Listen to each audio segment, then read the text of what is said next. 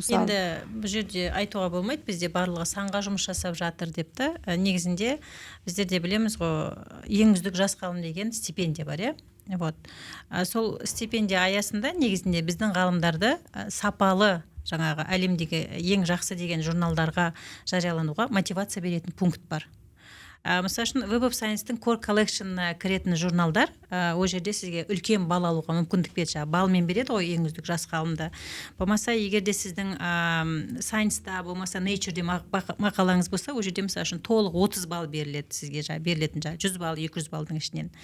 Сосын мына жерде мәселе бар, ең жақсы деп бағаланатын журналдар жалпы Қазақстан емес, әлем бойынша да. Science Citation Index Expanded деген бар, мысалы үшін техникалық бағыттар бойынша.